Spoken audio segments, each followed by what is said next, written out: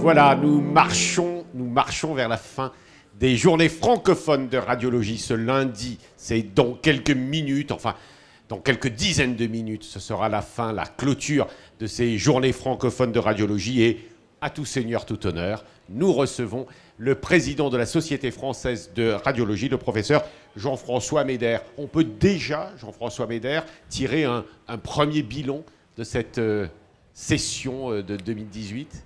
On peut déjà tirer un premier bilan qui est extrêmement positif. En termes d'affluence, on a une affluence qui est tout à fait remarquable, qui nous situe parmi les premiers congrès dans le monde en imagerie médicale. Une influence qui est intéressante aussi parce qu'elle montre à quel point notre congrès est international, puisqu'il y a 25% de nos amis qui viennent de l'étranger. Et comme vous le savez, beaucoup de Belges, de Suisses, d'amis d'Afrique du Nord nous rejoignent pendant ces 4 jours. Et puis nous avons aussi la chance de voir des amis d'Amérique latine. Et au total, 70 nationalités sont représentées lors de ces journées. Pour le président de la Société française de radiologie, quels ont été les moments forts, ce que vous retiendrez? Tous. Il y a des moments forts. Et encore. Parmi tous ces moments forts, on pourrait peut-être rappeler les conférences extrêmement intéressantes et diversifiées qui ont eu lieu. Celle de Philippe Charrier était tout à fait passionnante et a montré une utilisation très originale de l'imagerie, puisqu'on a vu les radiographies de Lucie, on a vu les radiographies de personnages célèbres de l'histoire, et il a raconté... Même parfois de sinistres. Même parfois de sinistres. Il a raconté la radiologie avec passion, c'était extraordinaire. Il y a eu la conférence d'Elias Zerhouni, qui est toujours remarquable, et qui nous a bien rappelé à quel point une imagerie n'était pertinente que si elle était dans un ensemble pluridisciplinaire. Et c'est toujours très, très intéressant de l'écouter. Et une conférence aussi que j'ai trouvée tout à fait intéressante et très actuelle, qui se penche sur la formation de la radiologie, puisqu'Isabelle Richard est venue nous parler de l'évolution et les propositions qui sont faites aujourd'hui, les réflexions qui sont faites aujourd'hui autour de la formation des radiologues. Et ça, c'est important parce qu'on voit que le métier change, on voit qu'il y a des nouvelles tendances, on va en reparler, l'intelligence artificielle, et tout ceci doit être pris en compte pour la formation de nos jeunes. Il y a eu beaucoup de monde, notamment évidemment pour l'intelligence. Enfin, je dis évidemment, moi je vais vous demander, avez-vous été surpris par tant de monde, notamment pour l'intelligence artificielle, mais aussi la radiologie interventionnelle, enfin, et quelques sujets très d'actualité? Surpris ou... Surpris, non. Impressionné. Impressionné à la fois pour la radiologie interventionnelle, puisque c'était extrêmement fréquenté, et puis il y avait une grande diversité d'activités qui étaient proposées, et impressionné aussi par le monde et la qualité des débats au forum d'intelligence artificielle. Excusez-moi, au forum, c'est le 4e jour. Je suis désolé, mon cher Pascal. Intelligence artificielle. L'intelligence artificielle. Impressionné, oui. Et je rappelle à ce sujet que grâce à Nathalie Lasso, à son équipe et à ces jeunes de Centrale Supélec, il y a eu un Data Challenge qui a été organisé, qui a permis à plus d'une vingtaine d'équipes de se pencher sur près de 3500 dossiers qui ont été adressés par 45 services publics et privés. Donc une très très forte mobilisation.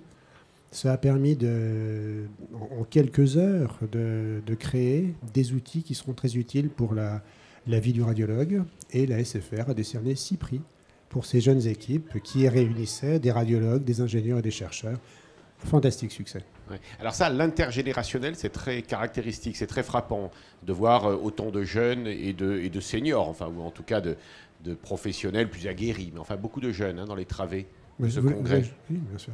Ouais. Et alors, je voulais simplement échanger avec vous sur ce que vous dites, l'interprofessionnalité. On ne voyait pas autant de professionnels hors médecine, hors santé dans les congrès médicaux, et maintenant on les voit. J'ai le souvenir relativement récent de congrès de radiologie dans lesquels il y avait des manipulateurs, des radiologues et des métiers qui étaient directement liés à la radiologie. Aujourd'hui, ça s'est complètement ouvert. Là, je vous disais, il y a des chercheurs, il y a des ingénieurs, il y a des radiophysiciens en grand nombre.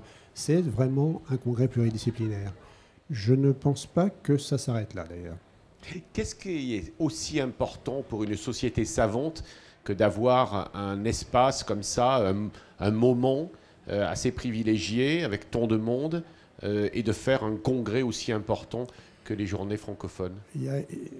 C'est important différents aspects. D'abord, c'est une source de connaissances énorme. Il y a plus de 250 séances qui permettent aux radiologues de se rappeler, de découvrir, d'apprendre. C'est une source d'amélioration des compétences. Il y a près de 90 ateliers qui permettent aux radiologues d'utiliser des appareils, de se mettre en situation clinique. Ça, c'est extrêmement important.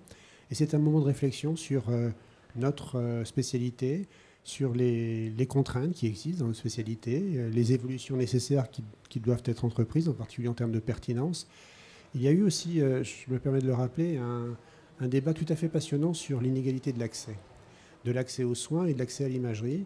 Et nous avions la chance d'accueillir un de nos amis psychiatres qui s'occupe de gens très défavorisés, de gens à la rue. Et je pense que la radiologie doit aussi pénétrer ce monde-là parce qu'on a besoin de nous aussi dans la rue. Oui, il y a de gros enjeux en réalité pour vous. Il y a de gros enjeux. Oui. Il y a de gros enjeux. Ils ne sont pas que techniques, ils ne sont pas que intellectuels, ils sont aussi sociaux, humains et sociétaux. Tout à fait. Alors maintenant, on ferme la page de 2018, on ouvre celle de la suite, 2019. Ce sera quoi? On le sait? Ce sera au minimum aussi bien. Je crois que le sillon creusé par l'intelligence artificielle va être encore plus énorme. On la verra partout. Je crois que l'internationalisation de nos journées sera encore plus évidente. Nous avons été, entre guillemets, nous avons été approchés et accueillis par des collègues d'Extrême-Orient, de Chine, des Sud-Américains. Sachez par exemple que les Brésiliens, il y a 300 jeunes Brésiliens qui se sont inscrits cette année à notre société. Donc c'est une société qui devient de plus en plus internationale. Ça a des intérêts, mais ça aussi, ça nous amène à avoir des devoirs vis-à-vis d'eux. J'ai la certitude que ce sera un grand moment de la radiologie en 2019. Est-ce que ça veut dire que le rayonnement de notre pays, de la francophonie, avance, est fort?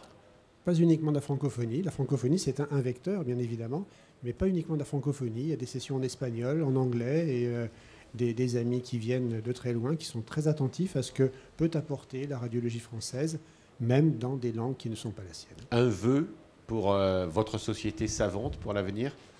Un vœu, plusieurs. Qu'elle s'ouvre. La formation en silo, c'est fini. L'exercice avec repli sur soi, c'est fini. Donc qu'elle s'ouvre. Qu'elle réfléchisse d'ailleurs à ces ouvertures.